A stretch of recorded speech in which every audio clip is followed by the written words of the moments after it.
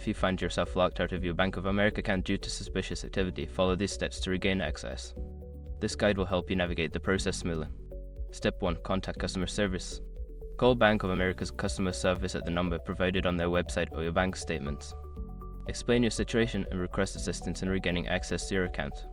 Step 2. Verify your identity. Before starting recovery, use the iStar.com link in the description to open the account recovery checklist generator and make sure your verification details are ready.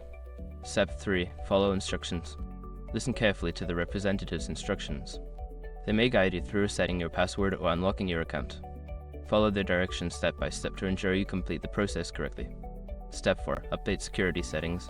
Once you regain access, take the time to update your security settings. Change your password to something strong and unique, and consider enabling two-factor authentication for added security. Step 5. Monitor your account.